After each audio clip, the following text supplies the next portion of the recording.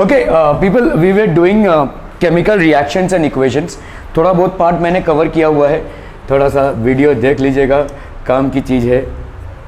Okay, so chemical reactions and equations में basically हमने थोड़ा बहुत बैलेंसिंग कैसा होता है, केमिकल रिएक्शंस क्या होते हैं, ठीक है, वो सब देखा है। अभी हम यहाँ पे बात करेंगे स्टेट्स ऑफ मैटर की, ठीक है, what are states of matter, ठीक है। तो ऑब्वियसली स्टेट्स ऑफ मैटर में होता क्या है, बोलो, इंटर कन्वर्जन, ठीक है, इंटर कन्वर्जन। तो जैसे भाई साहब कोई सॉलिड है, सॉलिड को जब आप हीट करते हैं तो क्या बनता है, वो लिक्विड। किस टेम्परेचर पे बनेगा वो, किस टेम्परेचर पे बनेगा, इसको हम बोलते हैं मेल्टिंग पॉइंट, ठीक है। तो मेल्टिंग पॉइंट का अगर आप कायदे से डेफिनेशन देखें तो क्या होगा, what is melting point, anyone people, what is the definition of melting point. एकदम सटीक डेफिनेशन नहीं चाहिए, लेकिन कॉन्सेप्ट चाहिए, क्या है melting point, what is melting point. किसमें, टेम्परेचर ना, temperature at which a solid changes into liquid, ये पहला पॉइंट हो गया, temperature at which a solid changes into liquid. और क्या हो सकता है दूसरा पॉइंट बताइए, temperature at which a solid basically changes into liquid, और एट एटमॉस्फेरिक प्रेशर। बहुत जरूरी है ये, अभी आपको ये सारी चीजों को समझना है, ठीक है। एट नॉर्मल एटमॉस्फेरिक प्रेशर या 1 एटमॉस्फेरिक प्रेशर भी लिख सकते हैं। हम सब के ऊपर देखो 1 एटमॉस्फेरिक प्रेशर है, we all have a load of 1 atmospheric pressure, 1 atmosphere का प्रेशर है। अभी आप बोलेंगे भाई साहब टेम्परेचर के साथ एटमॉस्फेरिक प्रेशर का क्या लेना देना है, ठीक है। अगर कोई सॉलिड है, सॉलिड के अंदर क्या होते हैं भाई साहब, इंटरमॉलिक्यूलर फोर्सेस होते हैं, ठीक है, और इस सॉलिड पे क्या है, एटमॉस्फेरिक प्रेशर है। जब आप इसको हीट सप्लाई करते हैं तो इसके जो मॉलिक्यूल्स होते हैं वो क्या करते हैं, एनर्जी गेन करते हैं, और टपक टपक वो एनर्जी गेन करते करते करते अभी ये वाइब्रेट होने लगते हैं, मतलब इनके बीच में अभी दूरियां बढ़ने लगती है, and then it starts getting converted into liquid, ठीक है। फिर वो किस में कन्वर्ट होगा, it starts getting converted into liquid. Are we clear on this one people. तो सॉलिड को भाई साहब जब आप हीट करते हैं तो उसके मॉलिक्यूल्स क्या गेन कर रहे हैं, एनर्जी, और इस एनर्जी के चलते क्या हो रहा है, उनके बीच में जो मॉलिक्यूलर फोर्सेस ऑफ अट्रैक्शन था वो टूटने लगता है, तो धीरे धीरे टूटने लगता है और वो फैलने लगते हैं। So that is how solids get converted into liquids at melting point. अभी ये जो मैंने लिखा है यहाँ पे 1 एटमॉस्फेरिक प्रेशर, ठीक है, इसमें ज़्यादा आपको फिलहाल तो वरी नहीं करना है, but once you go into 11th और 12th standard pursuing science, then this will play a very major role, ठीक है। अगर मैंने इस एटमॉस्फेरिक प्रेशर को 2 एटमॉस्फेरिक प्रेशर कर दिया, समझ लो मैं वाटर की बात कर रहा हूं, ठीक है, वाटर का आइस फॉर्मेट क्या है, आइस फॉर्मेट क्या है, सॉलिड फॉर्मेट है। इसका मेल्टिंग पॉइंट कितना होता है, बोलो बच्चा पार्टी, जल्दी बोलो फटाफट, मेल्टिंग पॉइंट। अरे आइस का मेल्टिंग पॉइंट क्या होता है, देखो देखो इनको जरा देखो भाई साहब, हाँ, आइस का मेल्टिंग पॉइंट क्या होगा, 0 डिग्री सेंटीग्रेड।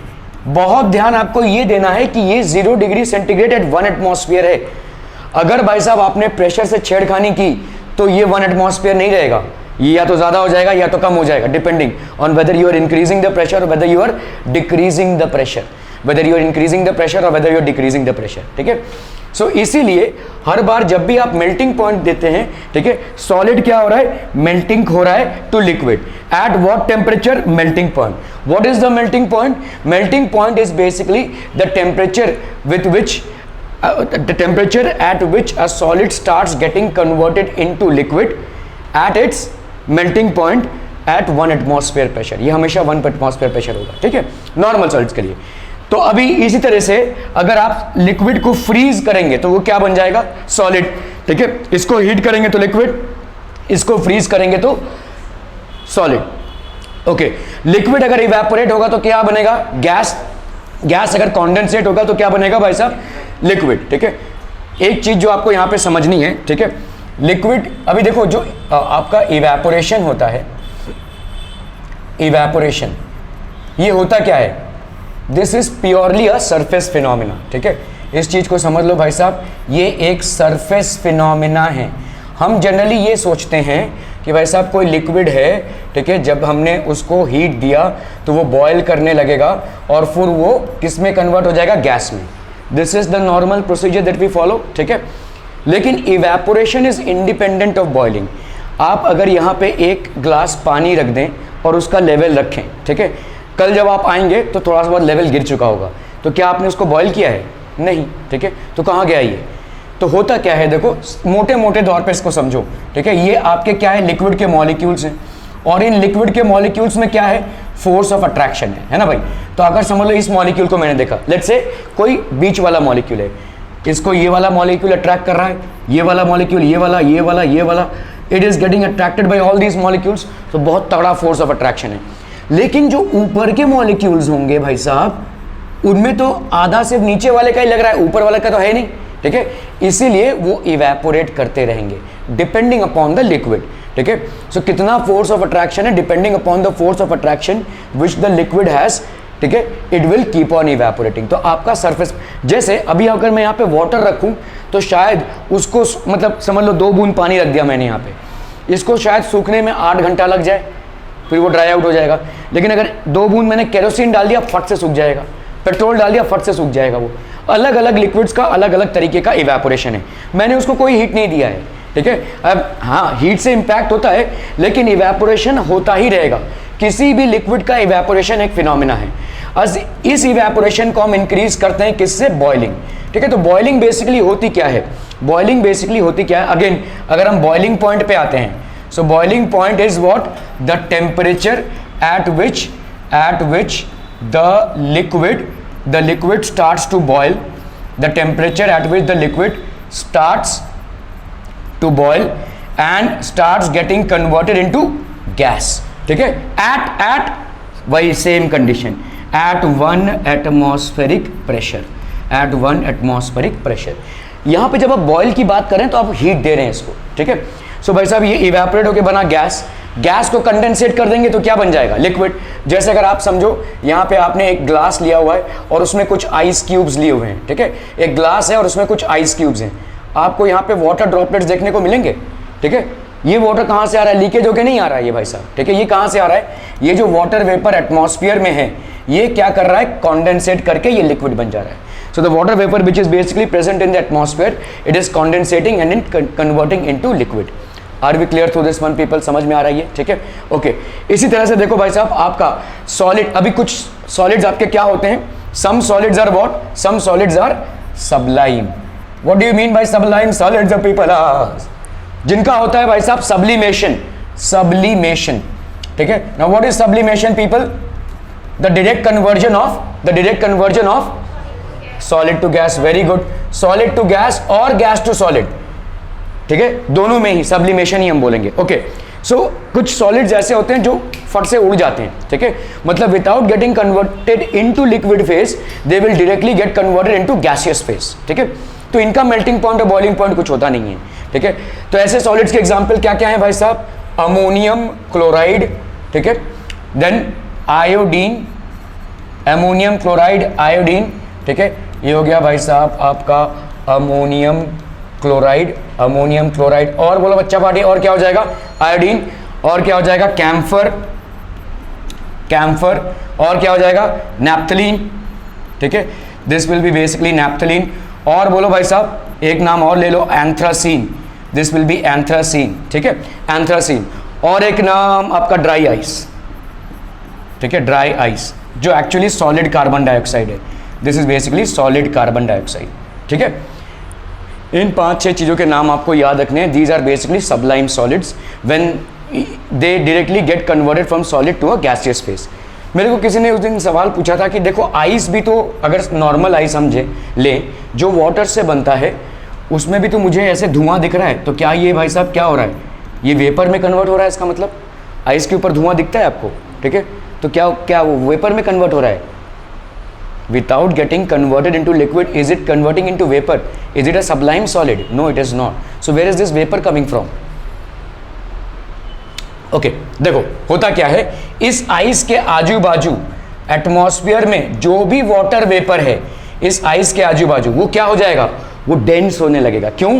क्योंकि वो देखो उसका टेम्परेचर ड्रॉप हो रहा है। जैसे आपके ग्लास में आपके ये वाटर ड्रॉपलेट्स बनते हैं, वैसे ही आइस के आजू बाजू जो आपको वेपर दिख रहा है वो बेसिकली क्लाउड ऑफ वाटर है, क्लाउड ऑफ वाटर है जो इकट्ठा हो रहा है, ठीक है। ये आइस का नहीं है, ये धुआं किसका है? जो आजू बाजू वाटर वेपर है एटमॉस्फेयर में, उसका है। वो क्लाउड बन रहा है क्योंकि उसका टेम्परेचर ड्रॉप हो रहा है। Are we getting this, people? Ice which is made from water is not a sublime solid. However, you see some vapors which are pretty much visible besides or around the ice piece, because these are vapors of ice which are already condensating. देखो होता क्या है, समझ लो आपका भाई साहब, ये आपका अर्थ है, ये सी वगैरह है, ये सन है भाई साहब, यहाँ पे क्या हो रहा है, इवेपोरेशन हो रहा है वाटर वेपर का, और वाटर वेपर जाके ऊपर क्या बन रहा है, क्लाउड्स बन रहे हैं कि नहीं, क्लाउड्स बन रहे हैं कि नहीं। ये क्लाउड्स कैसे बन रहे होंगे, क्योंकि वहां पे ऊपर टेम्परेचर कम हो रहा है, जैसे वो वाटर वेपर ऊपर जा रहा है ऐसे क्लाउड फॉर्मेशन हो जा रहा है, और वही क्लाउड जो है तो जब बहुत ज्यादा इसका वेट हो जाएगा तब वही पानी बन के नीचे बारिश बन के गिरेगा। ठीक है, ये जो क्लाउड फॉर्मेशन है, it is very much similar to what you see around ice. This is also basically a type of cloud formation which is happening. This is basically also a cloud formation which is coming from the water vapor which is present in air. Air में जो water vapor है उसके presence से ये phenomena आपको देखने को मिल रहा है। ठीक है, Are we clear? Any questions people? Any questions? Any questions? No questions? चलिए आगे बढ़ते हैं भाई साहब। तो ये आपके inter conversion of states of matter हो गया। सॉलिड को हीट करो, मेल्टिंग पॉइंट पे बनेगा लिक्विड, लिक्विड को भाई साहब फ्रीज करो, मेल्टिंग उसके फ्रीजिंग पॉइंट पे बन जाएगा सॉलिड। ठीक है, इसको हीट करो, ये बनेगा गैस, इसको हीट करो, इसको बन जाएगा लिक्विड। ठीक है, sublime solids, these are what sublime solids. तो इनका भाई साहब क्या प्रोसेस है, सब्लिमेशन का। सॉलिड से डायरेक्टली किस में कन्वर्ट हो रहा है बच्चा बॉडी, गैस में, और फिर गैस से सॉलिड में। Are we clear on this? तो this is basically inter conversion of the states of matter. थोड़ा बहुत अगर आपको याद हो, there is something called as latent heat. Anybody remembers what is latent heat? गुप्त हीट। ठीक है, जिसका मेजरमेंट आप टेम्परेचर से नहीं कर सकते। फॉर एग्जाम्पल जैसे समझो आपने एक बीकर लिया, इसमें कुछ आइस ले लिया। ठीक है, ice. Okay, now what you have done is you have kept a thermometer here. ये थर्मोमीटर का टेम्परेचर आपको क्या शो करेगा, 0 degree centigrade. Right, now let's say you start heating the ice. किसी भी चीज को जब हीट करोगे तो उसका टेम्परेचर बढ़ना चाहिए, है कि नहीं? किसी भी चीज को जब आप हीट करोगे तो उसका टेम्परेचर बढ़ना चाहिए। तो 0 से ये ज्यादा बढ़ना चाहिए, नहीं बढ़ेगा। ठीक है, जब तक कि ये पूरा आइस, अभी समझो ये क्या होगा, this ice will basically start getting converted into water. तो अभी भी समझ लो आपके 4-5 आइस क्यूब्स अभी भी बाकी हैं, they have not yet converted into water. ठीक है, अभी भी अगर आप देखोगे थर्मोमीटर में जो टेम्परेचर है वो अभी भी आपको क्या दिखाएगा, 0 डिग्री सेंटीग्रेड। ठीक है, जब ये 4-5 पीस भी पूरे पिघल जाएंगे तब जाके आपको पूरा वाटर मिलेगा। This will B water at 0 degree centigrade. अभी जब आप हीट सप्लाई करोगे तब आपको ग्रेजुअली दिखेगा कि ये बढ़ रहा है, 1 degree, 2 degree, 3 degree, 4 degree, 5 degree, ऐसा बढ़ता रहेगा। तो इसका मतलब क्या हुआ, जिस दौरान आप हीट सप्लाई कर रहे थे उसका टेम्परेचर तब तक नहीं बढ़ा जब तक कि पूरा आइस मेल्ट ना हो जावे, है ना? जब तक कि पूरा आइस मेल्ट ना हो जावे तब तक भाई साहब टेम्परेचर नहीं बढ़ा। क्यों नहीं बढ़ा? तो हीट गया किधर? Where was this heat which was there? तो इसी को हम बोलते हैं latent heat of fusion. Latent heat of fusion मतलब ये सारा का सारा हीट किस में चला गया, सॉलिड को लिक्विड स्टेट लाने में चला गया। ठीक है, इसीलिए आपको टेम्परेचर राइज नहीं मिला। ठीक है, this entire heat has actually gone where, in raising the in getting the solid converted into liquid. इसीलिए आपको भाई साहब एक बूंद भी टेम्परेचर राइज नहीं मिला। जैसे ये पूरा वाटर में कन्वर्ट होता है 0 डिग्री सेंटीग्रेड, अब देखेंगे आप तर टेम्परेचर बढ़ेगा। ठीक है, so this is called latent heat of fusion. What does it mean? It is basically meaning that the amount of heat that you require in order to convert a solid to a liquid state. तो इसका मतलब ये heat energy use किस में हो रहा है भाई साहब? जब हम कोई एनर्जी दे रहे हैं definitely it should be use somewhere, कहीं तो उसका यूज होगा ना। तो किस में यूज हुआ रहेगा? देखो अभी देखो ये सॉलिड है, समझ लो आइस का पीस है। अभी इसमें क्या है भाई साहब, मॉलिक्यूल्स हैं। मॉलिक्यूल्स एकदम कॉम्पैक्टली पैक्ड है, ठूस एकदम कॉम्पैक्टली पैक, और इसमें जो इंटरमॉलिक्यूलर फोर्सेस होगा इनके बीच में बहुत स्ट्रांग होगा। ठीक है, जैसे ही आप इसको हीट करोगे तो अभी ये टूटेगा, ये बॉन्ड्स जो है वो टूटेंगे। ठीक है, ये जो इंटरमॉलिक्यूलर फोर्सेस ऑफ अट्रैक्शन है ये धीरे धीरे भाई साहब टूटने लगेंगे। तो ये एनर्जी भाई साहब जा रही है इसमें। ठीक है, और जब तक कि एक भी आइस पीस रहेगा तब तक आपको टेम्परेचर 0 ही दिखाएगा, क्योंकि ये सारा हीट कंज्यूम होगा इस मॉलिक्यूलर बॉन्डिंग को तोड़ने के लिए, इस बॉन्डिंग को तोड़ने के लिए। ठीक है, तो और इस बॉन्डिंग को, जब ये बॉन्डिंग टूट जाएगी तब वो लिक्विड स्टेट में कन्वर्ट हो जाएगा, उसके बाद ही टेम्परेचर राइज होगा। तो this is called latent heat of fusion. इसी तरह से हमारा भाई साहब होता है लेटेंट हीट ऑफ वेपराइजेशन। समझ लो भाई साहब कोई लिक्विड है, ये लिक्विड है भाई साहब। ठीक है, समझ लो दिस इज वाटर, ठीक है। और आपने इसको ढक दिया है, समझ लो ये लिड है, ठीक है, वाटर है ये, इसमें भी आपने एक थर्मोमीटर डाल के रखा हुआ है, इसको आप करने लगे भाई साहब हीट। तो हीट कर रहे हैं तो आप देखोगे पहले जब आप हीट करोगे तो समझ लो 25 डिग्री पे था, फिर 30 डिग्री, तब आपको दिखेगा कि भाई साहब ये ऊपर बढ़ रहा है, ठीक है, बढ़ते बढ़ते बढ़ते बढ़ते 100 पे आ गया, ये 100 डिग्री सेंटीग्रेड पे। अभी क्या हो जाएगा भाई साहब, what will happen, now the water will start to boil. अभी आप देखोगे ये रुक जाएगा, दिस विल स्टॉप, ठीक है, until and unless the entire water inside is basically converted into gas। पूरा का पूरा एक बूंद भी पानी जब तक रहेगा तब तक आपको टेम्परेचर राइज नहीं मिलेगा। जैसे ये पूरा टेम्परेचर खत्म होगा तब आपको दिखेगा भाई साहब 101, 102, 103, 104। मतलब क्या हुआ, ये जो 100 डिग्री सेंटीग्रेड पे आप आए हीट करते करते, ठीक है, at this temperature what has happened, the inter conversion of state of matter is happening from liquid to gas. मतलब इस दौरान जो भी आप एनर्जी प्रोवाइड कर रहे हैं it is basically going into the liquid molecules. ये लिक्विड मॉलिक्यूल्स के बीच में जो फोर्स ऑफ अट्रैक्शन है वो तोड़ रहा है, तोड़ते तोड़ते तोड़ते उनको गैस में कन्वर्ट कर देगा। तो जब तक भी आपका एक बूंद पानी भी रहेगा तब तक आपको टेम्परेचर में कोई राइज नहीं मिलेगा। जैसे ये पूरा का पूरा वेपर बन गया तब आप देखोगे कि further supply of heat is showing a gradual increase in temperature, 101, 102, 103 ऐसे जाएगा। Are we clear on this one people? तो इसी तरह से हम इसको क्या बोलेंगे, this will be known as latent heat of vaporisation, latent heat of vaporisation, ठीक है। तो मतलब लेटेंट मतलब हो गया सीक्रेट, गुप्त हीट, ठीक है, जिसका मेजरमेंट आप टेम्परेचर से नहीं कर सकते, जिसका मेजरमेंट आप टेम्परेचर राइज से नहीं कर सकते। Are we clear on this one people? ठीक है, so latent heat of fusion and latent heat of vaporisation, are we clear on these concepts people? Are we absolutely clear? ठीक है, अगर आप इसके डेफिनेशंस याद हैं भाई साहब, याद हैं कि नहीं है? अरे बाप रे, कौन सा? अच्छा जी, latent heat of fusion, latent heat of fusion is what? amount of heat required to change a substance from solid to liquid state, amount of heat required to change a substance from solid to liquid state, ठीक है, at its boiling, sorry, at its melting point, at its melting point, ठीक है, at 1 atmosphere pressure, ठीक है, कितना heat आपको देना है, ठीक है। इसीलिए आप अगर देखोगे, समझ लो कोई चीज है A, ठीक है, इसको मुझे कूल करना है। अभी मैंने दो चीजें ली, ठीक है, एक मैंने भाई साहब क्या ले लिया, इसको आइस में डाल दिया, इसको आइस के अंदर रख दिया, ठीक है, इसको आइस के अंदर रख दिया, ठीक है, ice is at 0 degree centigrade. और मैंने एक और ऑप्शन ट्राई किया जहां पे इस सब्सटेंस ए को मैंने रख दिया वाटर एट 0 डिग्री सेंटीग्रेड पे रख दिया, बोलो, ठीक है, क्लियर है? दो सिनारियो दे रहा हूं आपको।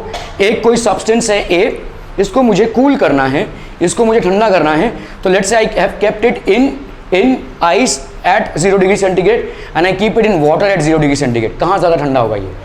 नहीं, आइस में। क्यों आइस में ज़्यादा ठंडा होगा? क्योंकि भाई साहब ये आइस हीट खींचेगा, ठीक है, ज़्यादा हीट खींचेगा, उसको आजू बाजू से हीट खींचना है। क्यों? क्योंकि उसको इसमें लेटेंट हीट ऑफ फ्यूजन के तहत उसको वाटर में कन्वर्ट होना है, ठीक है। कहाँ से खींचेगा वो हीट? ऑब्वियसली इससे खींचेगा। अगर ये हीट लॉस करेगा तो इसका टेम्परेचर क्या होगा? नीचे जाएगा, ठीक है। आपने अगर ठंडे पानी में हाथ रखा 0 डिग्री सेंटीग्रेड पे और आपने अगर आइस में हाथ रखा 0 डिग्री सेंटीग्रेड पे, आप देखोगे आपका हाथ ज़्यादा ठंडा होगा कब? जब आप आइस में हाथ रख रहे हो।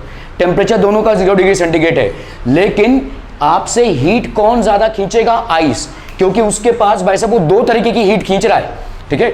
वो आपका भाई साहब ये लेटेंट हीट ऑफ फ्यूजन वाला हीट खींच रहा है और ये ताबड़तोड़ खींचेगा क्योंकि इसकी रिक्वायरमेंट बहुत ज़्यादा है, ठीक है, इसकी रिक्वायरमेंट बहुत ज़्यादा है। जैसे latent heat of fusion is 3.34 into 10⁵ joules है पर केजी। इतना भाई साहब वो हीट खींच रहा है आपके हाथ से, इतना, मतलब हाथ से या जो भी चीज़ आपने रखी है उसको मेल्ट होने में इतना हीट चाहिए, ताबड़तोड़ खींचेगा वो। जबकि इसमें क्या करोगे, जब तुम इस चीज़ को रख रहे हो तो उसका टेम्परेचर बढ़ेगा, ठीक है, ये सिर्फ उसका टेम्परेचर बढ़ेगा, मतलब यहाँ पे ये इससे हीट खींचेगा लेकिन उतने रैपिडली नहीं, ठीक है। इसी तरह से भाई साहब, इसी तरह से अगर मैं बोलूँ कि आपका समझ लो बर्न्स जो होते हैं, स्किन बर्न्स, ठीक है। आपका समझ लो ये वाटर है और ये समझ लो स्टीम है। इस वाटर को, ये वाटर है at 100 degree centigrade, let's say this is water at, खौलता हुआ पानी है, और ये समझ लो स्टीम है at 100 degree centigrade. This is basically steam at 100 degree centigrade. मुझे बताओ, अगर किसी ने गलती से इसमें हाथ डाल दिया, हाथ जलेगा, इसमें हाथ डाल दिया, इसमें भी हाथ जलेगा, किसमें ज़्यादा जल जाएगा? स्टीम में ज़्यादा जलेगा, ठीक है, क्योंकि स्टीम में आपका एक्स्ट्रा हीट है। कहाँ से आया एक्स्ट्रा हीट?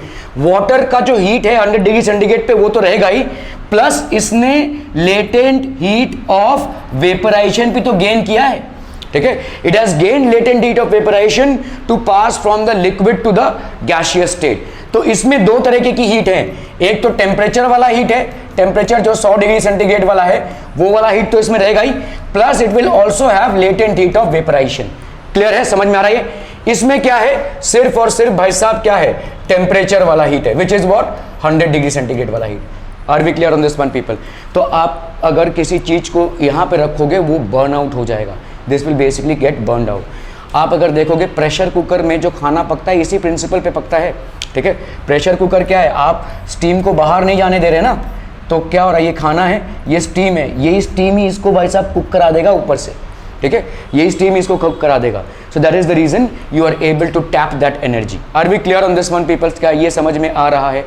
क्लियर है, क्लियर है, क्लियर है, बहुत बढ़िया। Chemical reactions in equation. तो पहला आता है आपका भाई साहब चेंज इन स्टेट। हमने देखा चेंज इन स्टेट, ठीक है। तो पहला आपका देखो जैसे चेंज इन कलर है, एवोल्यूशन ऑफ अ गैस, ठीक है, ये आपका केमिकल रिएक्शन में। चेंज इन टेम्परेचर होगा, there will be a change in temperature which we have seen, and formation of a precipitate. हमने देखो उस दिन ये वैलेंसी चार्ट डिस्कस की थी, ये हो गए आपके कौन से, monovalent atoms. These are all what, monovalent atoms. Hydroxyl group आपका मोनोवैलेंट हो गया, chloride group, bromide group, iodide group, nitrate group, bicarbonate, aluminate, silver, sodium, hydrogen, potassium, बहुत कॉमनली यूज होने वाले ग्रुप्स हैं। थोड़ा बहुत आपको इनको याद रखना पड़ेगा, ठीक है। सो जो क्या हो गया, ये क्या हो गया भाई साहब,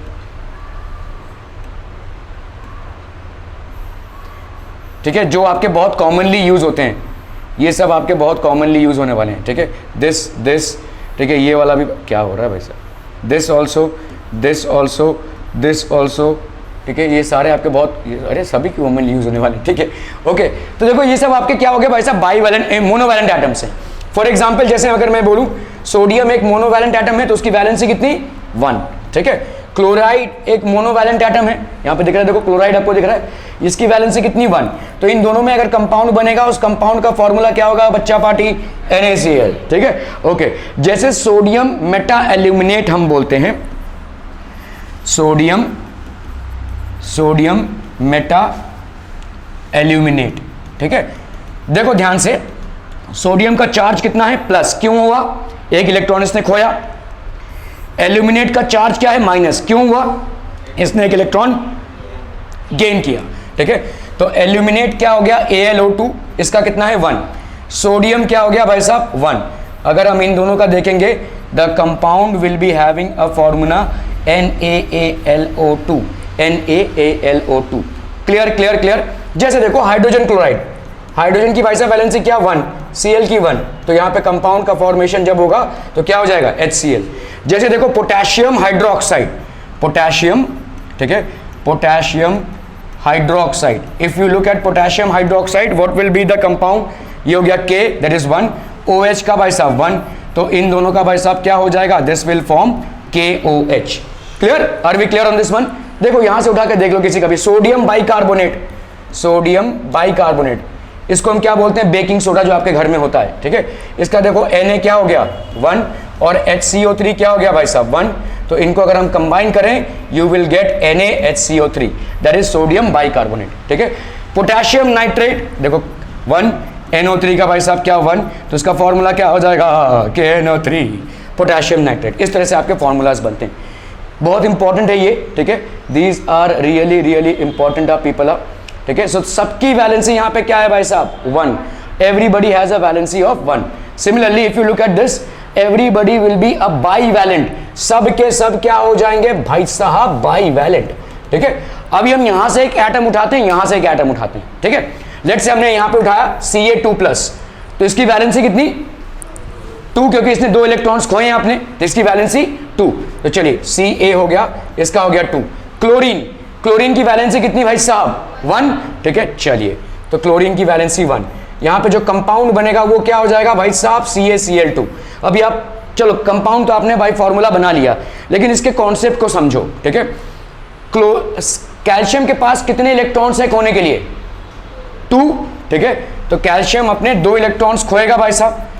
अभी क्लोरीन की रिक्वायरमेंट कितनी है 1 इलेक्ट्रॉन की, तो एक क्लोरीन का एटम 1 इलेक्ट्रॉन को लेगा, दूसरा क्लोरीन का एटम दूसरे इलेक्ट्रॉन को लेगा, है ना। इसीलिए देखो CaCl2, ठीक है, इसीलिए देखो CaCl2।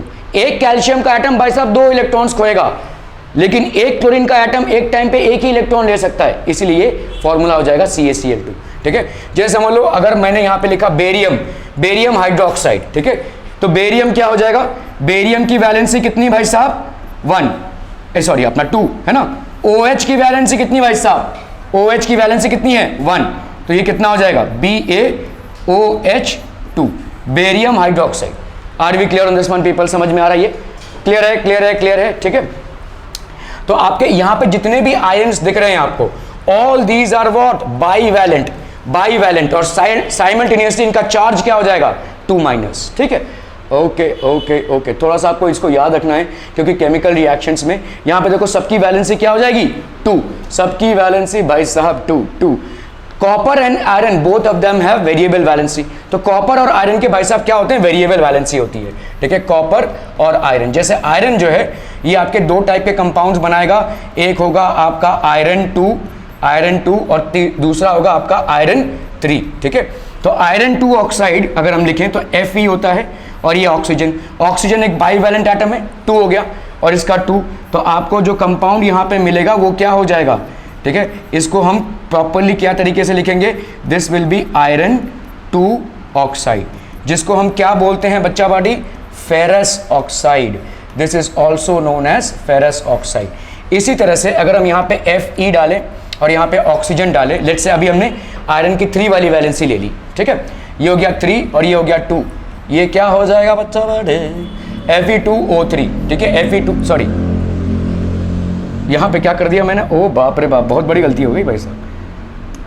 चलिए आयरन का देख लेते हैं भाई साहब हम, ठीक है। आयरन आपके 2 वेरिएबल वैलेंसीज दिखाता है 2 and 3, ठीक है। तो जैसे मुझे बनाना है आयरन 2 ऑक्साइड, आयरन 2 ऑक्साइड, ठीक है। तो यहाँ पे हो गया Fe2 ऑक्सीजन 2, दोनों भाई साहब आपस में कैंसिल हो जाएंगे, कितना आ जाएगा आपका FeO, which is what iron 2 oxide, जिसका दूसरा नाम क्या है फेरस ऑक्साइड, ठीक है, क्लियर है, ओके। चलिए अभी हम देखते हैं भाई साहब आपके आयरन 3 ऑक्साइड का कमाल, ठीक है। सो ये हो गया आपका आयरन 3 ऑक्साइड, आयरन 3 ऑक्साइड। तो यहाँ पे आयरन की वैलेंसी कितनी 2, ऑक्सीजन की वैलेंसी कितनी 3, ठीक है। तो यहाँ पे क्या हो जाएगा, दिस क्या कर रहा हूँ 2 और इसकी है 3, तो दिस विल बी Fe2O3, ठीक है। इसका नाम क्या पड़ जाएगा बोलो, आयरन 3 ऑक्साइड, या हम इसको बोलते हैं क्या फेरिक ऑक्साइड, ठीक है। बच्चा पार्टी मामला समझ में आ रहा है, this is also known as ferric oxide. Clear है, क्लियर है, क्लियर है, बहुत बढ़िया भाई साहब, ठीक है। तो copper and iron both have variable valency, बहुत सारे और भी एलिमेंट्स हैं जो वेरिएबल वैलेंसी दिखाते हैं, लेकिन फिलहाल 10th स्टैंडर्ड में आपको ये कॉपर और आयरन को ही समझना है, ठीक है। कॉपर और आयरन को ही याद रखना है थोड़ा सा। तो कॉपर की वैलेंसीज क्या क्या हो गई भाई साहब 1 and 2, ठीक है। कॉपर की वैलेंसीज हो गई 1 and 2। तो आप देखो भाई साहब, अगर समझो मैं कॉपर का कंपाउंड बना रहा हूँ, ठीक है, कॉपर का एक हो गया कॉपर 1 ऑक्साइड, कॉपर 1 ऑक्साइड का फॉर्मूला क्या हो जाएगा, देखो कॉपर यहाँ पे इसके वैलेंसी के नीचे क्या लिखोगे 1, और ऑक्सीजन इसके वैलेंसी के नीचे लिखोगे भाई साहब 2, ठीक है। तो ये क्या हो जाएगा भाई साहब Cu2O। Are we clear on this one people, समझ में आ रहा है, ओके। जैसे है आपका copper 2 oxide, copper 2 oxide, copper की वैलेंसी कितनी है भाई साहब यहाँ पे 2, ऑक्सीजन की कितनी है भाई साहब 2, डिशुम डिशुम 1 कैंसिल हो गया, ये क्या हो गया भाई साहब, ठीक है। So this is basically copper oxide. तो ये इसको हम लिखेंगे कॉपर 2 ऑक्साइड, ठीक है, और ये क्या हो जाएगा copper, this will be copper 1 oxide. Are we clear on these things are people? समझ में आ रही है पीपला? ओके। आयरन की भाई साहब 2 and 3 है, ठीक है, okay. Aluminium has a fix valency, जैसे एल्यूमिनियम अगर कोई भी एलिमेंट उठाएं तो एल्यूमिनियम की फिक्स वैलेंसी भाई साहब 3। अमोनियम, देखो अमोनियम आयन यहाँ पे नहीं लिखा हुआ है, इसका भाई साहब 1 होगा, NH4 प्लस लिखते हैं, इसकी भी वैलेंसी 1 होगी, ठीक है। लेड की वैलेंसी देखो 2 है। ये कुछ कॉमन एग्जाम्पल्स हैं आपके, ठीक है। तो जैसे समझो अगर हम यहाँ पे भाई साहब बना रहे हैं एल्यूमिनियम ऑक्साइड, ठीक है, एल्यूमिनियम ऑक्साइड, बोलो भाई साहब क्या हो जाएगा, Al, और ये हो गया ऑक्सीजन। ऑक्सीजन की वैलेंसी कितनी, 2, एल्यूमिनियम की वैलेंसी कितनी, 3, this will B how much, Al2O3, ठीक है। इसको हम क्या बोलेंगे भाई साहब, एल्यूमिनियम ऑक्साइड, एल्यूमिनियम ऑक्साइड, ठीक है, ठीक है, ठीक है, बहुत बढ़िया भाई साहब, बहुत बढ़िया, ठीक है, ओके। अभी हम आते हैं केमिकल इक्वेशन में, ये हम थोड़ा बहुत कर चुके थे ना, ये हो चुका था ना, तो फिर क्यों कर रहे हैं हम फिर से, क्यों कर रहे हैं हम फिर से,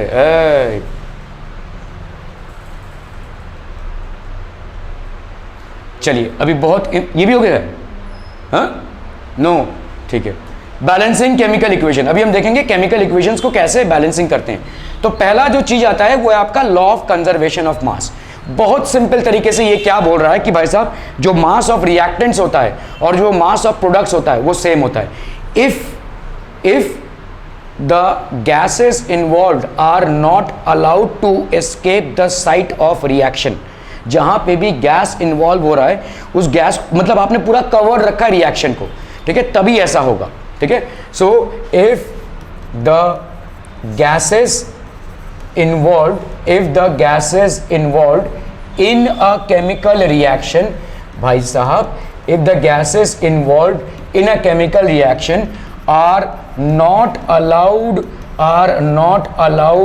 to escape the site of reaction, escape the site of reaction, ठीक है, are not allowed to escape the site of reaction, तब क्या हो जाएगा, total mass of reactants, total mass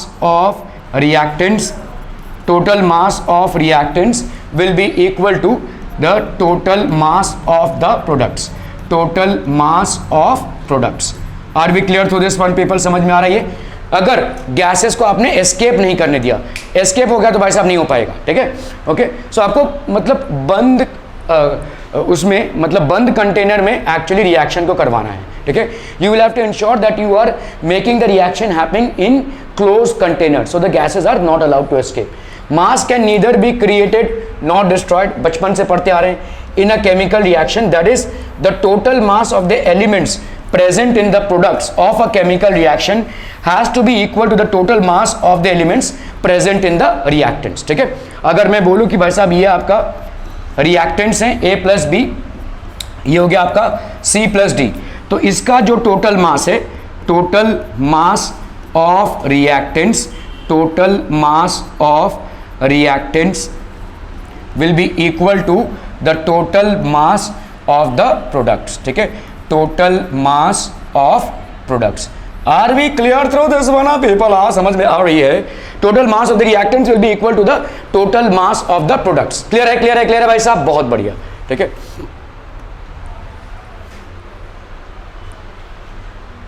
तो आपका समझ लो A प्लस बी है और ये बना रहा है भाई साहब आपका ए बी।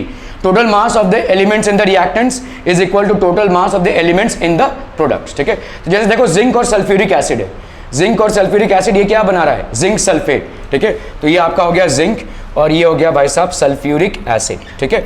ये क्या बना रही है, जिंक सल्फेट बना रही है और बनाएगा भाई साहब हाइड्रोजन गैस, ठीक है, हाइड्रोजन गैस H2, ठीक है। इसका मतलब क्या हो गया, जितना आपने इसको लिया, ठीक है, that is this total mass should be equal to, बोला बच्चा भाटी क्या, this be equal to this total mass, ठीक है। एक कंडीशन यहां पे क्या लग जाती है, ये हाइड्रोजन गैस जो इवॉल्व हो रहा है इसको आप भागने नहीं देंगे, you will keep the lid covered. अगर इस हाइड्रोजन गैस को आप भागने देंगे तो भाई साहब उतना मास आपका माइनस हो जाएगा, ठीक है। तो ये वाला आप प्रूव नहीं कर पाओगे। So total mass of reactants, total mass of reactants will be equal to total mass of products, ठीक है। Total mass of products. Clear है? तो ये आपका पहला चीज है। अभी इसको बैलेंसिंग करने के लिए हम कभी कभी क्या करते हैं, कोएफिशिएंट्स अटैच करते हैं। ठीक है, अभी हम यहाँ पे कोएफिशिएंट अटैच करेंगे कि नहीं देख लेते हैं। आपके भाई साहब रिएक्टेंट्स को देखते हैं, रिएक्टेंट्स को ध्यान देना भाई साहब। रिएक्टेंट्स में क्या क्या है, Zn है, H है, S है, O है, zinc, hydrogen, sulphur and oxygen. Products में भाई साहब क्या क्या है, प्रोडक्ट्स में भी भाई साहब सेम चीजें हैं, Zn, hydrogen, sulphur and oxygen. ठीक है, Zn कितना है यहाँ पे 1, इधर कितना है भाई साहब 1, H कितना है भाई साहब 2, H यहाँ पे कितना है भाई साहब 2, S कितना है भाई साहब 1, S इधर कितना है बोलो 1, O कितना है इधर भाई साहब 4, इधर कितना हो गया भाई साहब 4, 1 2 1 4 1 2 1 4। क्लियर है, क्लियर है, क्लियर है, बहुत बढ़िया। तो आपका zinc plus sulphuric acid, zinc sulphate plus hydrogen gas properly balance है। तो अभी हम देखेंगे यहाँ पे देखो एलिमेंट हमने ले लिया क्या, जिंक, इसका नंबर ऑफ एटम्स कितना है 1, यहाँ पे देखो जिंक, इसका नंबर ऑफ एटम्स कितना हो गया 1। ठीक है, चलिए अभी हम दूसरा एलिमेंट लेते हैं हाइड्रोजन। हाइड्रोजन यहाँ पे कितना है 2 2, ओके, और वहां पे कितना है भाई साहब, हाइड्रोजन भी 2। ठीक है, अभी हम लेते हैं भाई साहब सल्फर। सल्फर कितना है यहाँ पे 1, यहाँ पे कितना हो जाएगा बोलो 1। ठीक है, ऑक्सीजन लेते हैं, कितना है भाई साहब 4, इधर कितना हो जाएगा भाई साहब 4, तो परफेक्टली बैलेंस। तो as per the law of conservation of mass what you are seeing is that the total mass of the reactants is equal to the total mass of the products, hence no external coefficients are required here. Equation आपका बराबर balanced है। ठीक है, it is a perfectly आपका क्या हो जाएगा, balanced equation. ठीक है, it is a perfectly balanced equation. Clear है, बहुत बढ़िया भाई साहब। As the number of atoms of the elements is same on both the sides of the arrow, hence it is a perfectly balanced equation. कोई external जबरदस्ती की balancing की जरूरत नहीं है, पहले से ही आपका क्या है, बैलेंसिंग है। ठीक है, ओके। अभी हम देखो जैसे यहां पे कर रहे हैं, एक रिएक्शन दिया हुआ है आपको, ये आपका आयरन, ये आपका H2O, क्या बना रहा है भाई साहब Fe3O4। ठीक है, Fe3O4।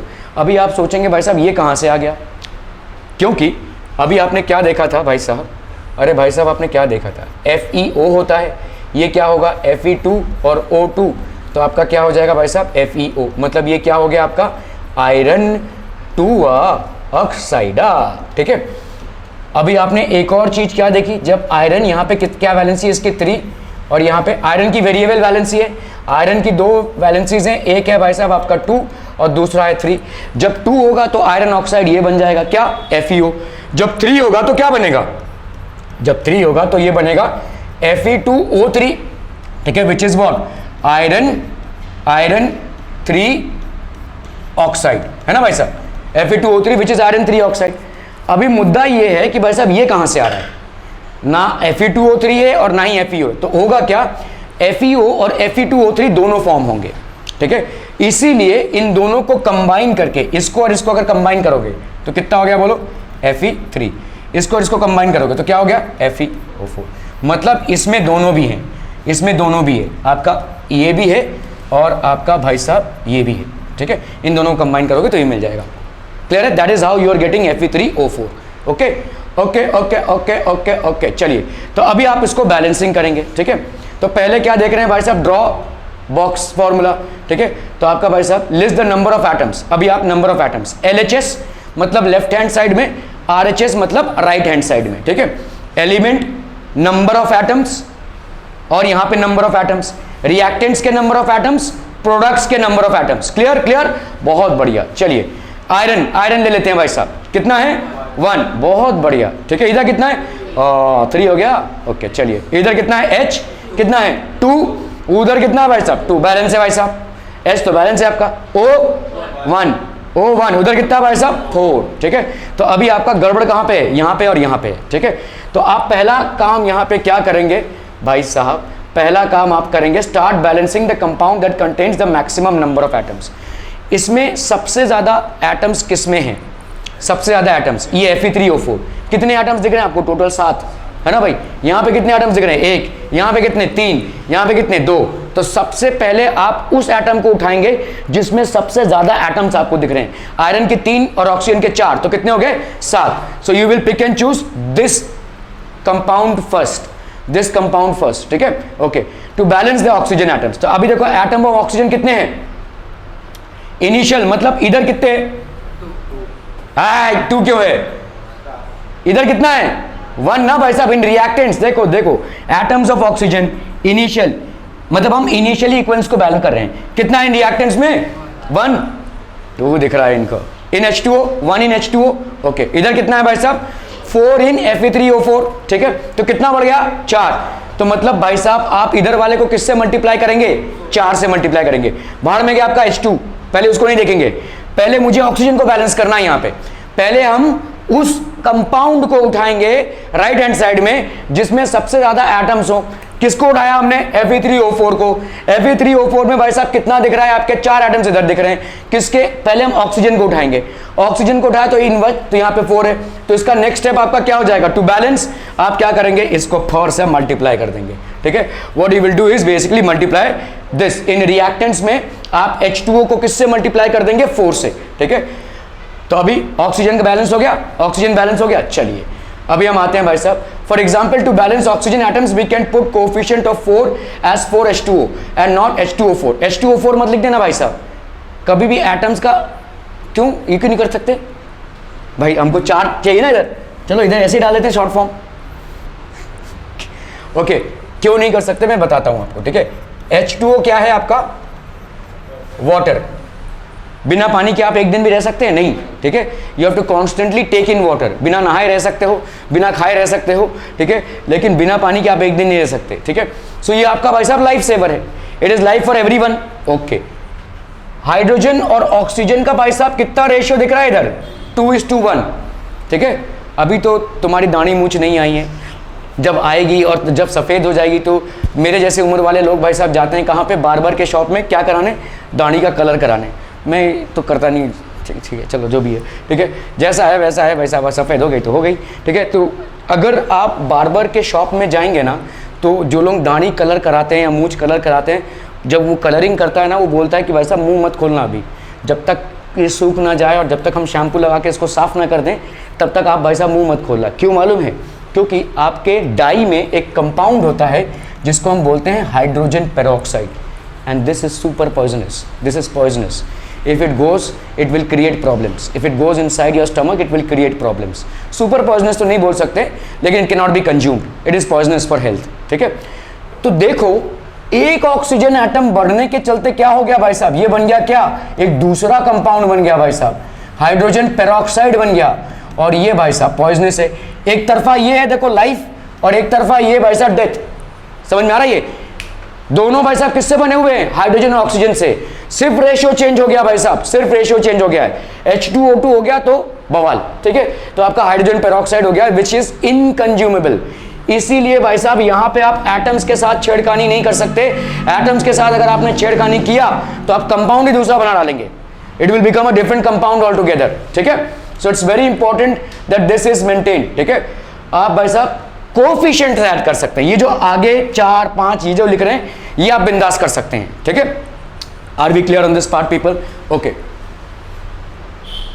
We can not alter the formula of the compounds और एलिमेंट्स, ठीक है। हम यहाँ पे वैसा वो सब ऑल्टर नहीं करते। अभी हम आते हैं let us balance hydrogen atoms. तो हमने पहले क्या किया, हमारा पहला स्टेप क्या था बच्चा पार्टी, पहले हमने देखा कि ये बैलेंस्ड है कि नहीं है, ठीक है। हमने भाई साहब रिएक्टेंट्स को एक तरफ लिखा, प्रोडक्ट्स को एक तरफ लिखा, देखा कि भाई साहब यहाँ पे 2 चीज़ों में डिसबैलेंसिंग है। कौन कौन सी चीज़ों में भाई साहब, ऑक्सीजन में डिसबैलेंसिंग है, आयरन में डिसबैलेंसिंग है, ठीक है। H2 तो दोनों तरफ H2 था। तो अभी इसको करने के लिए हमने क्या किया भाई साहब, जो राइट हैंड साइड में हमारा लार्जेस्ट नंबर ऑफ एटम्स वाला कंपाउंड है उसको उठाते हैं। लार्जेस्ट नंबर ऑफ एटम्स में ऑक्सीजन की वैल्यू कितनी है भाई साहब, 4 है। तो हमने क्या कर दिया भाई साहब, यहाँ पे 4 से इसको मल्टीप्लाई कर दिया without altering the formula of any of the compounds either on the left hand side or on the right hand side. What we have done is we have multiplied this by 4. So this is what we have arrived. अभी भी balance है क्या, नहीं। कौन कौन सा imbalancing हो गया, ऑक्सीजन बैलेंसिंग हो गई है भाई साहब, ठीक है। अभी आपका आयरन बाकी है और हाइड्रोजन बाकी है। हाइड्रोजन उधर कितना दिख रहा है 2, इधर कितना हो गया अभी 4 2 8 हो गया है, ठीक है। So these are to be, तभी हम जाएंगे हाइड्रोजन के पास, ठीक है। सो एटम्स ऑफ हाइड्रोजन कितना दिख रहा है इनिशियल, इन रिएक्टेंट्स कितना था भाई साहब 8, अभी आपको 8 दिख रहा है ना, अभी आप इसको पढ़ेंगे 8 इन 4H2O, ठीक है, ओके। और इधर प्रोडक्ट्स में कितना दिख रहा है आपके 2 इन 2H2, ठीक है। क्या करेंगे भाई साहब, प्रोडक्ट्स वाले को किससे मल्टीप्लाई कर देंगे भाई साहब, बच्चा पार्टी 4 से मल्टीप्लाई करेंगे, ठीक है, ओके 4 से मल्टीप्लाई करेंगे तो balance 8, you get 24, 8। Are we clear on this one people? आज समझ में आ रहा है? बहुत बढ़िया, ठीक है, बहुत बढ़िया, बहुत बढ़िया, बहुत बढ़िया, ठीक है, ओके। तो अभी हमने इसको 4 से मल्टीप्लाई कर दिया। अब बताओ भाई साहब, अभी भी इनबैलेंस्ड है, क्या है? अभी आयरन इम्बैलेंस्ड है, ठीक है, अभी आपका आयरन इम्बैलेंस्ड है, ठीक है। तो स्टेप 5 में आप क्या करेंगे? Let us balance iron atoms. तो अभी इनिशियल में इन रिएक्टेंट्स कितना है? 1 इन Fe। अभी कितना दिख रहा है आपका? इन प्रोडक्ट्स 3 इन Fe3O4। क्या करोगे भाई साहब? इसको 3 से आप मल्टीप्लाई कर दोगे, इसको आप 3 से मल्टीप्लाई कर दोगे, ये हो गया आपका परफेक्टली बैलेंस्ड इक्वेशन। तो पहला स्टेप आपका देखना है ये कि सारे एटम्स दोनों तरफ बराबर हैं कि नहीं। जो नहीं है, अगर नहीं है तो हमको बैलेंसिंग करनी पड़ेगी। तो पहला आपने ये देख लिया, जैसे जिंक और सल्फ्यूरिक एसिड में आपने देखा कि दोनों तरफ बैलेंस्ड है, कोई बैलेंसिंग की एक्स्ट्रा जरूरत नहीं है। इसमें आपकी बैलेंसिंग नहीं थी, आयरन और वाटर में जो बन रहा है इसमें आपकी बैलेंसिंग नहीं थी। तो आप क्या करोगे? पहले उस इक्वेशन को उठाओगे और उसमें से रिएक्टेंट्स की तरफ जो सबसे ज्यादा नंबर ऑफ एटम्स वाला कंपाउंड है उसको उठाओगे, और उसमें क्या उठाओगे? ऑक्सीजन को। उसमें आप ऑक्सीजन के हिसाब से इधर बैलेंसिंग करोगे। आपने बैलेंसिंग कर ली ऑक्सीजन की, अभी आप देखोगे हाइड्रोजन पे जाओगे। हाइड्रोजन भाई साहब इधर 2 ही था, उधर कितने हो गए थे? 8। तो आपने इसको मल्टीप्लाई कर दिया 4 से, ठीक है। अभी आप देखोगे और क्या बैलेंसिंग बाकी है? आयरन की। आयरन इधर 1 था, उधर था 3, तो इस वाले को आपने 3 से मल्टीप्लाई कर दिया। अभी आप देखो यहाँ पे आयरन इधर कितना है? 3, इधर कितना है? 3। ऑक्सीजन इधर कितना है? 4, इधर कितना है? 4। हाइड्रोजन इधर कितना है? 8, इधर कितना है? 8, ठीक है। अब check the correctness of the balancing equation, this method of balancing. अभी क्या ये करेक्ट है? बिल्कुल करेक्ट है भाई साहब, ठीक है। एलिमेंट्स को उठा के देख लो, हर एलिमेंट को उठा के देख लो, सब के सब करेक्ट हैं, ठीक है। तो इस मेथड को हम क्या बोलते हैं? Hit and trial method. आप बोलोगे भाई साहब क्या और भी कोई मेथड है? आपके कोर्स में नहीं है, ठीक है।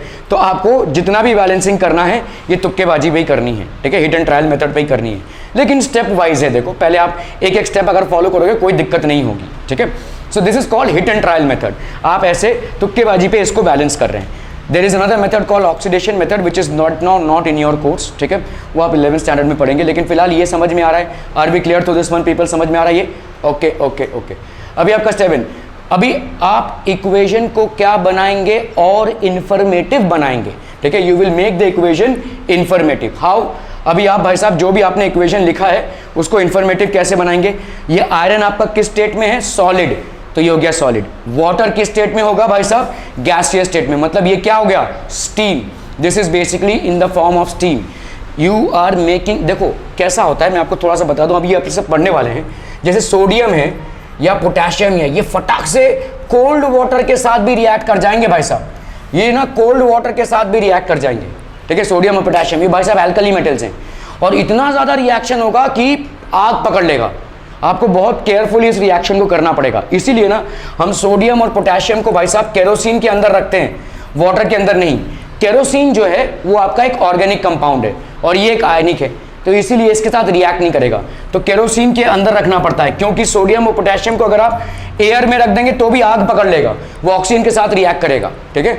एयर इन ऑक्सीजन के साथ रिएक्ट कर जाएगा, ऑक्सीजन में मतलब जो एयर में जो ऑक्सीजन है उसके साथ भाई साहब वो रिएक्ट कर जाएगा।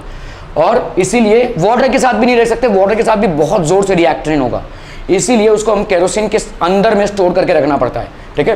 तो ये हो गया आपका सोडियम या पोटेशियम, ये भाई साहब कोल्ड वाटर के साथ भी रिएक्ट कर जाएगा। कैल्शियम भी कुछ हद तक कोल्ड वाटर के साथ रिएक्ट कर ही जाएगा, ठीक है। मैग्नीशियम को भाई साहब हॉट वाटर की जरूरत पड़ती है, ठीक है, हॉट वाटर की जरूरत पड़ती है, ठीक है। आयरन को वाटर नहीं स्टीम की जरूरत पड़ती है, आयरन बेसिकली रिक्वायर्स स्टीम, ठीक है। तो फॉर्मेट चेंज होते आते हैं, जैसे जैसे मेटल की रिएक्टिविटी कम होती जाती है वैसे वैसे आप देखेंगे जो वाटर जिस फॉर्मेट में आप ऐड कर रहे हैं वो भी चेंज होता जाएगा, ठीक है। The format in which you are adding water that is also basically going to change, ठीक है। क्लियर है, समझ में आ रहा है ये? ओके। सो आपका भाई साहब पहले तो कोल्ड वाटर से कुछ सब्सटेंसेस रिएक्ट करते हैं, फिर हॉट वाटर से, तो आयरन भाई साहब आपके स्टीम से रिएक्ट करेगा। इसीलिए देखो यहाँ पे आयरन को हमने किस फॉर्मेट में डाला है? गैसियस। अभी तो आपने बैलेंसिंग कर ली है, ठीक है। बैलेंसिंग करने के बाद आप क्या करेंगे? आप इनके स्टेट्स को इंडिकेट करेंगे। नाउ रीड द रिएक्शन, ठीक है। So read the reaction now. 3 molecules or 3 atoms of iron in solid state react with 4 molecules of water in the gaseous state or steam format to give 1 molecule of iron oxide and 4 molecules of hydrogen gas. That's what you are going to infer from this equation. तो equation basically क्या है? Equation का एक shortcut है, जो पूरा chemical reaction हो रहा है उसको हम शॉर्ट में प्रेजेंट कर रहे हैं. क्लियर है? Are we clear on this one people?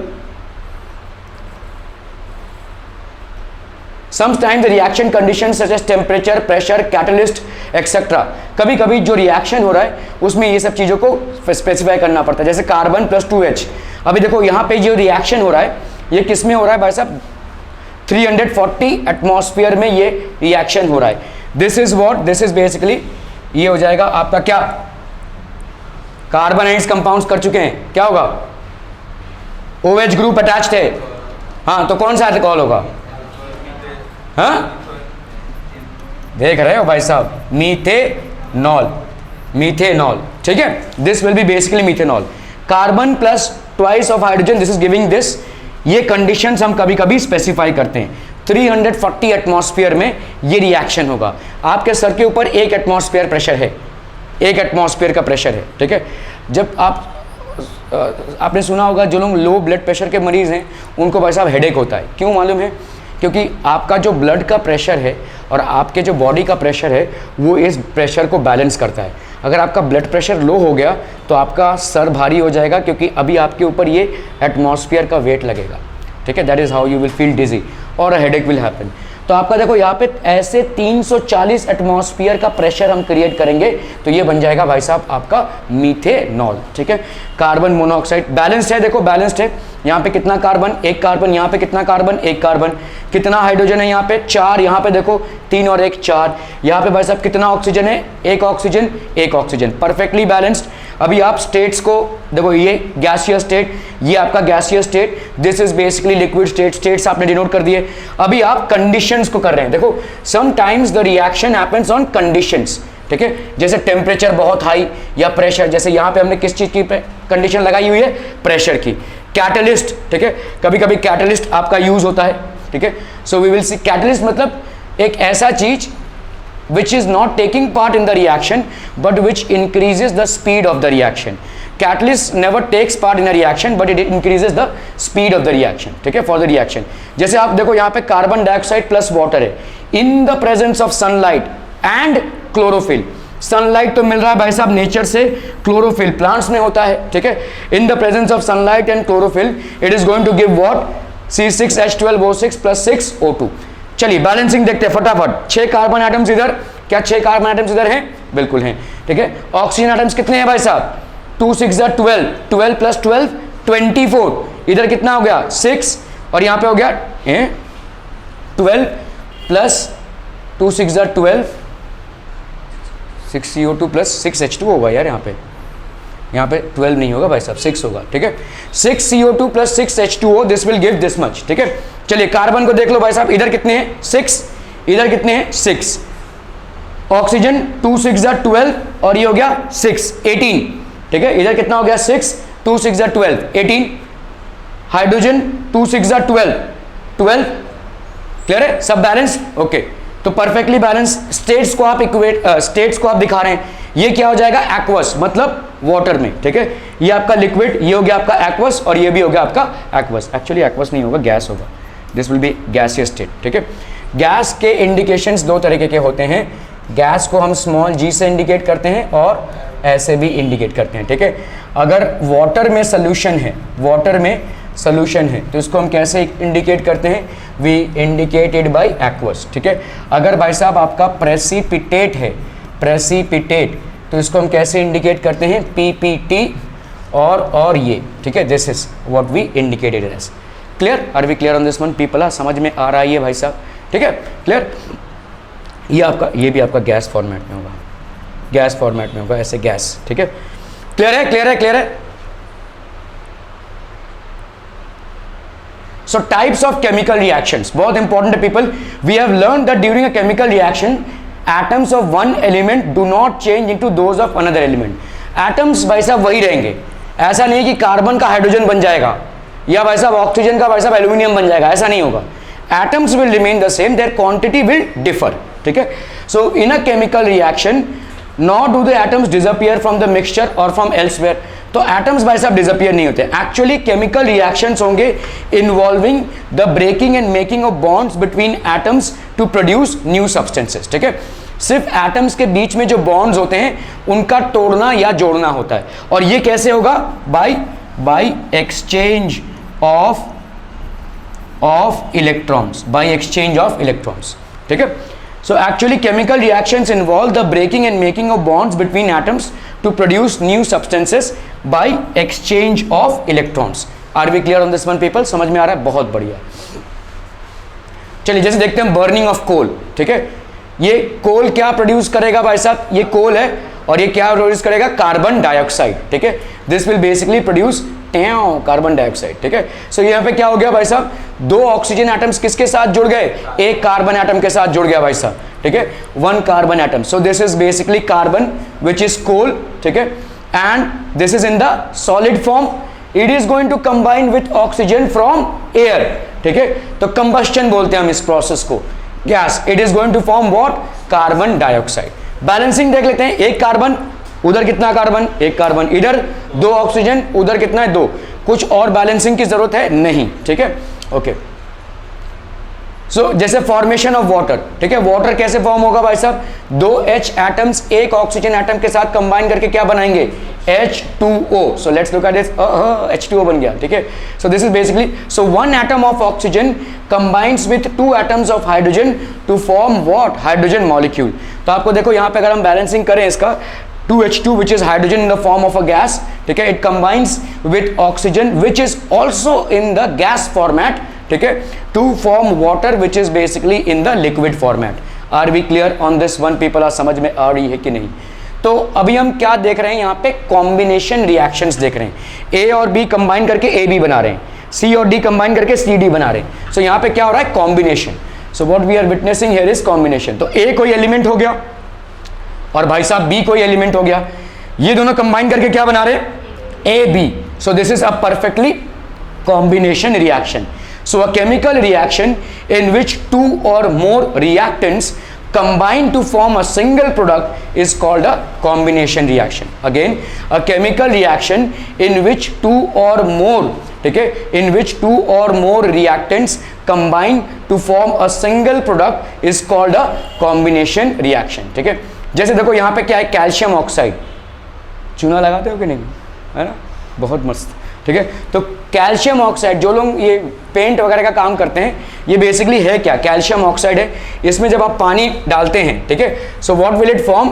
तो आप देखोगे ये एक एक्सोथर्मिक रिएक्शन है। Now we will understand what is exothermic reaction. कुछ रिएक्शंस भाई साहब ऐसे होते हैं जो हीट को इवॉल्व करते हैं। There is an evolution of heat. ठीक है, जैसे ही आप इस पानी में डालोगे, इसमें पानी ये गर्म हो जाएगा। ठीक है, it will be basically hot. ठीक है, okay.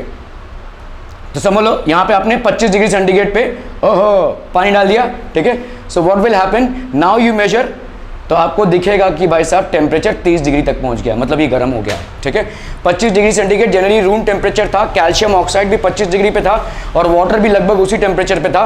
The moment you pour in water out here, you will see that the mixture the temperature has gone up to more than 30 degree centigrade. ठीक है, so what has happened? This is forming slaked lime. मतलब हो क्या रहा है? देखो ये CaO है प्लस आपका H2O है, ये बनाएगा क्या भाई साहब? CaOH2। ये हो गया आपका क्विक लाइन। इसको हम ऐसे कॉमन नेम में क्विक लाइन बोलते हैं, जिसको हम क्या बोलते हैं? This is also known as calcium oxide. और ये क्या है भाई साहब? आपका वाटर। ये क्या बनाएगा? Slaked lime. This is known as slaked lime.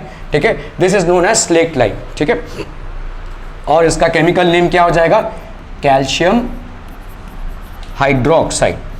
ठीक है, कैल्शियम हाइड्रोक्साइड। ठीक है, क्लियर है? कैल्शियम के कुछ नाम याद रखिएगा क्योंकि थोड़ा सा कंफ्यूजिंग हो सकता है कॉमन नेम्स में। मैं आपको बता देता हूँ फिर भी। जैसे कैल्शियम ऑक्साइड, ये आपका क्या है भाई साहब? केमिकल नेम है। और इसी का ही भाई साहब कॉमन नेम क्या है? Quick line. ठीक है, the common name is quick line. ठीक है, ओके। एक और कैल्शियम का कंपाउंड होता है जिसको हम बोलते हैं कैल्शियम कार्बोनेट। ठीक है, this is also known as calcium carbonate. और इसका भाई साहब कॉमन नेम क्या हो जाएगा? कैल्शियम कार्बोनेट का कॉमन नेम हो जाएगा limestone, this will be basically limestone, ठीक है। ये आपका CaOH2 है, ठीक है। इसको अगर हम प्रॉपर केमिकल नेम देखेंगे तो प्रॉपर केमिकल नेम इसका क्या होगा, कैल्शियम हाइड्रोक्साइड, और कॉमन नेम इसका क्या हो जाएगा, slaked lime, this is known as slaked lime, ठीक है। क्लियर है, क्लियर है, क्लियर है भाई साहब, बहुत बढ़िया। तो अब तक देखो कैल्शियम ऑक्साइड जो सॉलिड फॉर्म में है, वाटर आपने मिक्स किया, क्या बन जाएगा ये calcium hydroxide, which is also known as slaked lime. Balancing देख लो भाई साहब, Ca एक इधर, Ca एक इधर, O देख लो एक इधर और एक इधर, कितने O हो गए, 2, H कितना हो गया भाई साहब, 2, properly balanced, okay, so this is perfectly balanced. अभी जैसे अब a solution of slaked lime produced is used for white washing walls, ये जो पेंट हम करते हैं, ठीक है, तो हम पहले चूने को पानी में घोलते हैं और वो बनता है स्लेक्ट लाइम, उसमें आपको जो भी डिजायर्ड कलर होता है, येलो तो येलो, ब्राउन तो ब्राउन, वो आप डाल देते हैं और वही बन जाता है आपका पेंट, ठीक है, that is basically changing into paint. Calcium hydroxide react slowly with carbon dioxide in air to form a thin layer of calcium carbonate on the walls. तो इस चीज को समझो, जैसे आज आपने व्हाइट वॉशिंग की, आपको थोड़ा डल दिखेगा, ये 2-3 दिन बाद आप देखेंगे कि वो शाइन आएगा, क्यों, ठीक है, ये जो कैल्शियम हाइड्रोक्साइड था, देखिए पहले आपने क्या किया, चूना लिया, इसको किस में घोला भाई साहब, पानी में घोला, ये क्या बना भाई साहब आपका कैल्शियम हाइड्रोक्साइड बना, इसमें आपने जो भी कलरिंग वगैरह मिक्स किया और इसको दीवार पे पोत दिया, ठीक है, तो ये पोता है आपने दीवार पे, इसमें कोई शाइन नहीं आता, ठीक है। ये जो CaOH2 है भाई साहब, ये क्या करेगा, एटमॉस्फेयर में क्या प्रेजेंट है, कार्बन डाइऑक्साइड, इसके साथ कंबाइन करके क्या बनाएगा, CaCO3, और ये जो है तो शाइन प्रोड्यूस करता है। ये जो मार्बल्स हैं, ये इसमें शाइन इसलिए आता है क्योंकि इसमें कैल्शियम कार्बोनेट है, ठीक है। सो ये कैल्शियम हाइड्रोक्साइड इसके साथ कंबाइन करके क्या बना देगा, calcium carbonate, this is going to give a shine. So after you white wash your walls, the actual shine comes after 2 to 3 days, ठीक है, 2-3 दिनों में ये कैल्शियम हाइड्रोक्साइड जो आपने लिपापोती की है, वही भाई साहब क्या करेगा, कार्बन डाइऑक्साइड के साथ कंबाइन करके कैल्शियम हाइड्रोक्साइड बनाएगा, and that is basically going to give the requested shine on the walls, ठीक है। आपके वॉल्स में जो शाइन आएगा भाई साहब वहां से ही आएगा, ठीक है, ओके। चलिए, calcium carbonate is formed after 2 to 3 days of white washing and gives a shiny finish on the walls, this basically gives और makes the walls look brighter, ठीक है। It is interesting to know that the chemical formula for marble is also calcium carbonate. तो limestone बोल सकते हैं आप इसको, marble बोल सकते हैं आप इसको, और calcium carbonate is basically the proper chemical name, ठीक है। Any questions so far, people are any questions are people are no people are okay। ये हो गया आपका कैल्शियम हाइड्रोक्साइड। देखो कैल्शियम हाइड्रोक्साइड जो आपने दीवारों पे पोता है, कैल्शियम हाइड्रोक्साइड, और ये किसके साथ कंबाइन कर रहा है भाई साहब, कार्बन डाइऑक्साइड के साथ। So what is it producing? It is producing calcium carbonate. This is basically producing calcium carbonate plus water. ठीक है, calcium hydroxide plus carbon dioxide, calcium carbonate plus water produce कर रहा है ये, ठीक है। Are we clear? बहुत बढ़िया। एक्सोथर्मिक रिएक्शन, ठीक है, जब भी भाई साहब आपका हीट प्रोड्यूस होता है किसी रिएक्शन में, शॉर्ट फॉर्म में बता रहा हूं एक्सोथर्मिक क्या होगा।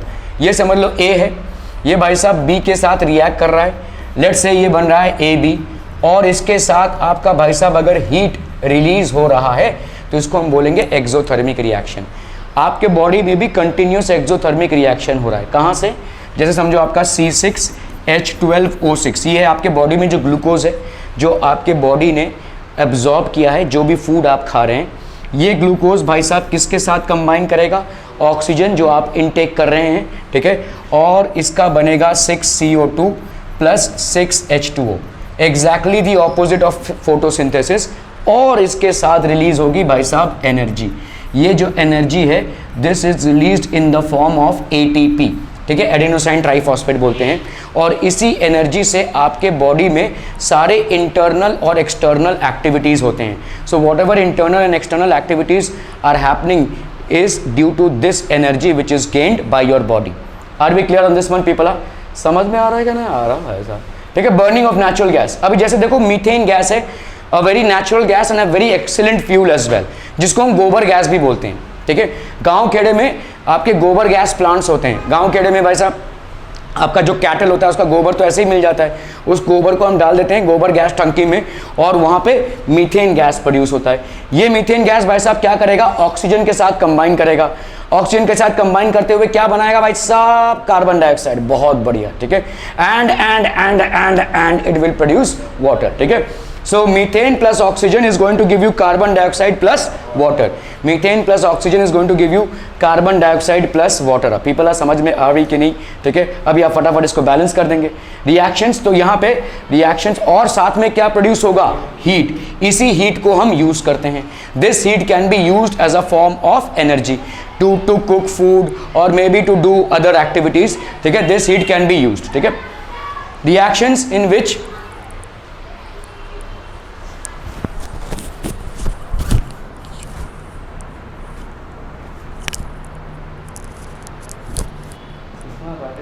क्या कर रहा है तू शर्मा जी हैं, तेरी पलटन है यही बोलता है, अरे भाई बहुत ज़्यादा टेम्परेचर हो जाएगा ना तो आके वहाँ पे चिल्लम चिल्ली कर दियो, फिर सर बाहर निकलेंगे हमको थोड़ा ब्रेक मिल जाएगा। यही सब चल रहा है ना तुम्हारा भाई साहब, है ना।